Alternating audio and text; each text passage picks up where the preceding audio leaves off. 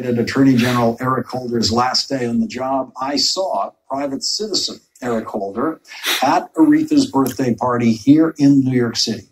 He's probably still hanging on to those birthday napkins the way I am.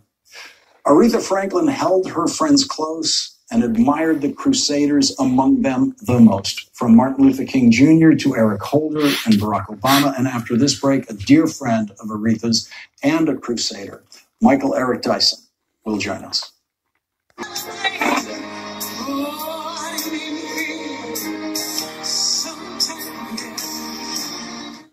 Aretha Franklin's lifelong friend Smokey Robinson is going to join us in a moment, but first, this. Oh, the land.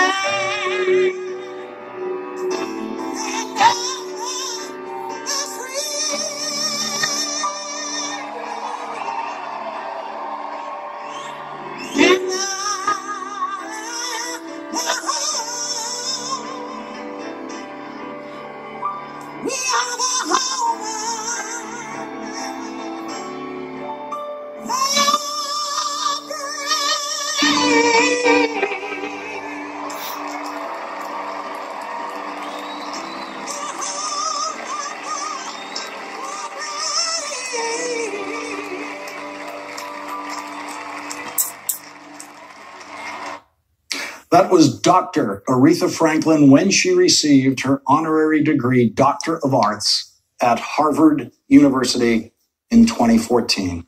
And joining us now by phone is the great Smokey Robinson, Grammy Award-winning musician, producer, and importantly for tonight, lifelong friend of Aretha Franklin. Smokey, first of all, I'm very sorry for your loss, and I just want you to just share with us what you've been feeling this week. We've known for a while now that Aretha's health was failing and she was slipping. So I'm sure you've been thinking about her not just today, but for a while now. Well, yeah, Lawrence, we've been on vigil for a while here, you know. All of us who are close to her and her family and what have you, we've been on vigil. I've been in constant contact with the family.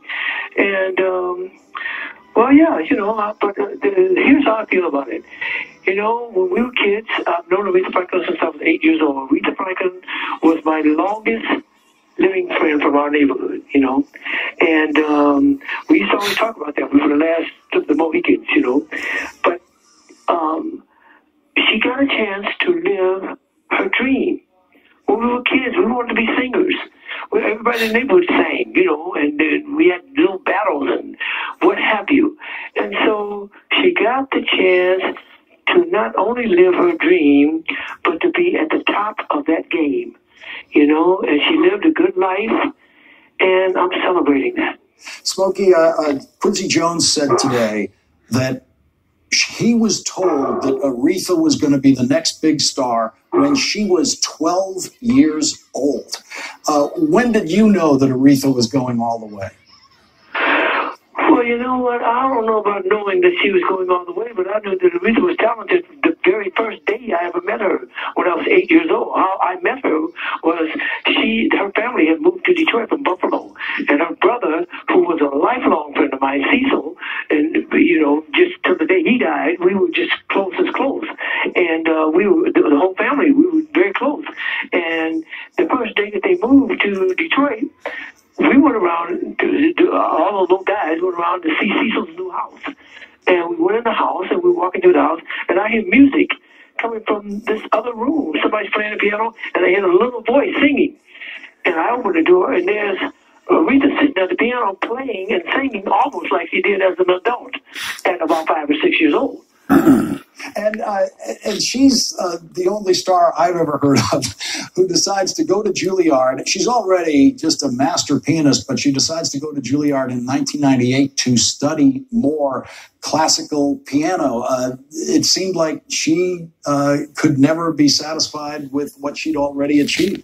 That's why she was great, man. And Smokey, talk about what it's like to maintain a career that she had to maintain over so many decades. To be a star for 10 years is a giant enterprise and a giant strain. To do it over 6 decades is something like a miracle. Well, you know what, Lawrence? there's a thing. I consider show business to be a place where there's a thing called it. Okay, and some people have it. Yep. Aretha had it. You know what I mean? And she was one of the original it people for today's music. She was the forerunner for all of basically the girls that you hear now coming along singing, you know, and not just the black girls, you know, like Christina Aguilera and Celine Dion, and they were all influenced by Aretha Franklin, Whitney Houston, Mariah Carey, Gladys Knight.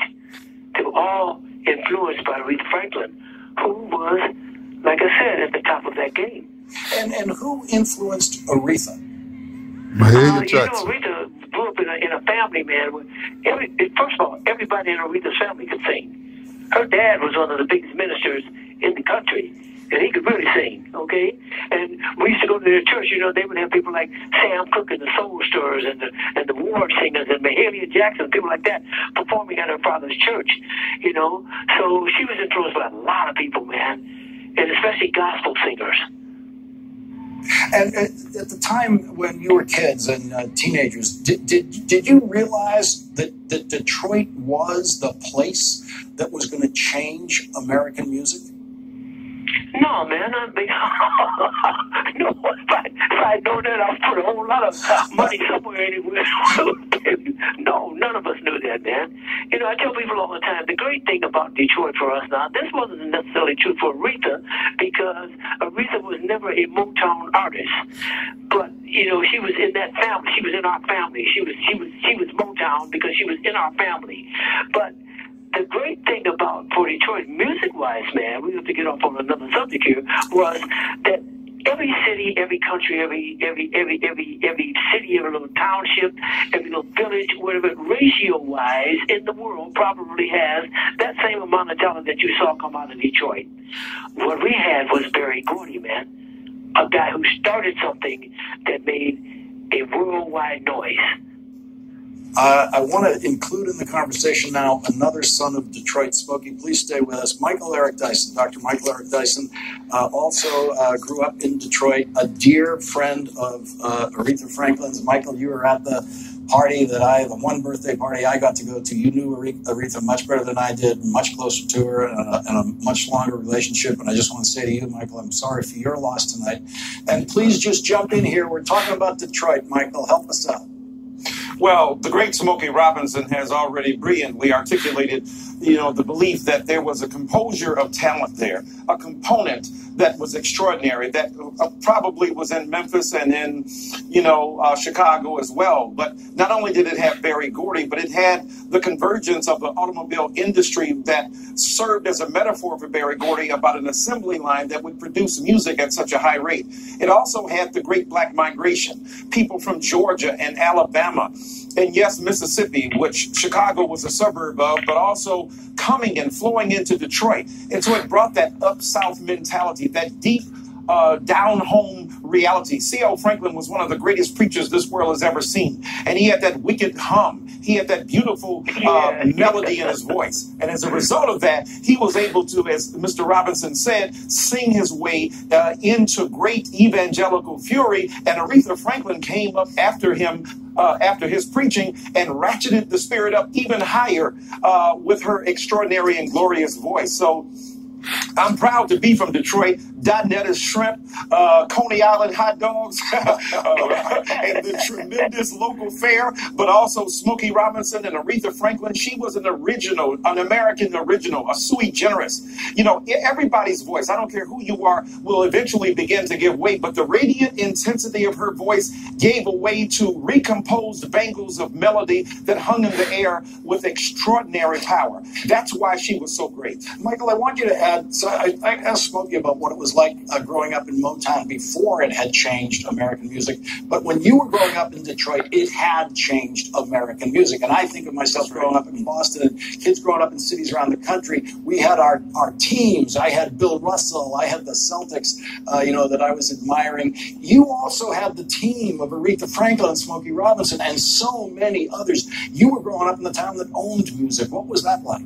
There was an enormous sense of pride with that. When we have the greatest Shakespearean writer of the latter part of the 20th century in Smokey Robinson, who wrote poetry from the pavement to the pulpit, so to speak, of American consciousness. We had Aretha Franklin singing with such, radiant intensity about the virtues, the values, the moorings of blackness, but also the suffering and the loss and the grief. And she gathered it all into her music. And so when you had Stevland Morris, better known as Stevie Wonder, when you've had people who are inspiring us, the Temptations, the Four Tops, Michael Jackson coming along my age, this freakishly precocious young man snatching Smokey Robinson's song from him and then never returning it. So when you had Aretha Franklin, who when Otis Redding heard her rendition of Respect, said, "That girl done took my song and ain't gonna never give it back," because he knew that she added an element, a feminist consciousness, a racial pride to that song. And so when I was growing up in Detroit, we had Kenneth Cochran, who before Johnny Cochran was a radical Marxist-informed left-wing lawyer who used big words. And we had Coleman Young, and we had Frederick Sampson, and we had Charles Gilchrist Adams, and preachers and singers and lawyers that were incredible. And it was great to be in the bosom of blackness, to take a black universe for granted. And we're going to have to take a break there. Smokey Robinson, Michael Eric Dyson, the boys from Detroit, I can't thank you enough for joining us tonight. I'm very sorry for your loss. Smokey Robinson, Michael Eric Dyson, thank you very much. Tonight's last word, of course, will go to Aretha Franklin.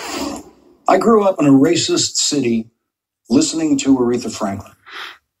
I watched Aretha perform a miracle. I watched her touch racists' hearts and minds in a way that no one else could. The speeches couldn't reach them, but she could. She changed some of those hearts and minds, moved some of them in the right direction. Aretha sang a hole through the wall of racism that surrounded my neighborhood.